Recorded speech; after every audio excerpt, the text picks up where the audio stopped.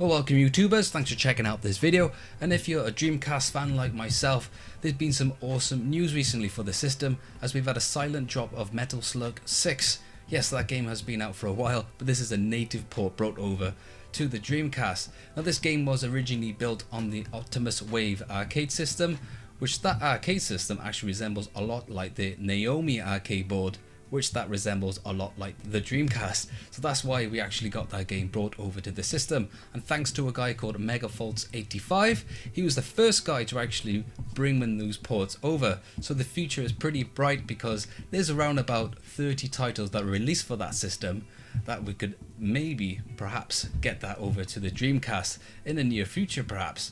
So I've been playing this game for about an hour and it runs absolutely awesome. So I'm just going to go and jump into a quick review for you guys now. As you can see, the game looks pretty great even with my shocking VGA to HDMI upscaler adapter. I have to highlight the visuals though. I got the Anthology collection for the PlayStation 2 and visually this is definitely a lot cleaner and does run that bit extra smooth.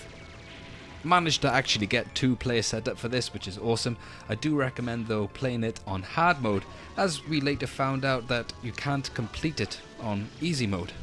I completely forgot about that. I am finding this release pretty sweet. The only Metal Slug games that we've had for the Dreamcast in the past were actually emulated, so they were a bit shocking. They were playable, but this being somewhat of a native port does run absolutely awesome. When this game was first released to us, it actually had no start button, and the button mapping wasn't the people's favourite, with the grenade assigned to the L trigger. Not too long after though, we had an update giving us access to a pause button, but also giving us access to a debug menu. By pressing X and Y, this actually popped this up. It was all in Japanese, and it still is, but let's go have a fiddle and see what we can get out of this. So we got a couple of things. Yeah, not really helpful in Japanese, but there's been help for the forum, and the guy has posted up how to get the blood information on, and to do that you go to the section 2, go to the bottom, and you got next to pause. You can read that in English, and at the bottom then it's got something in Japanese to say blood on, so that actually enables the blood more like the original arcade. So that's pretty nice. That's how you enable blood. So there's a lot more extra features on here. This kind of stretches the entire information of the game, so you can see everything what it can possibly do, which is really interesting, but it's not really the best way to play. So debug mode offers you a lot of things to play around with. Obviously I'm not sure what everything does. There are some visual tweaks as well, so I don't know if you notice, but some of these are offering some smoothing options. Not sure if you could notice that in the actual video. On the TV it is a little bit resemblance. And what else we got? This kind of brightens up the menu as well, so that's pretty nice. There's something to do with fixing something, I'm not sure, but there's also you can play tracks and sound effects from the game, which is pretty nice. And then there's also at the bottom end is a complete reboot. Now I haven't covered everything because it would be nice to get this translated in English.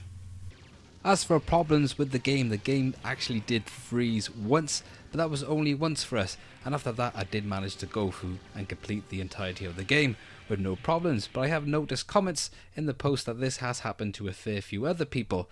The game also does not allow to play through composite or RGB, as 480p is the only option. I ran this through the GDEMU like a lot of the other people. I have also noticed the comments by the original author that they are working on a more refined version before releasing it onto a bootable CD version for the public. I will include the post in the description where you can access that, and perhaps also give a thumbs up to Megafaults85 there himself. Mission complete!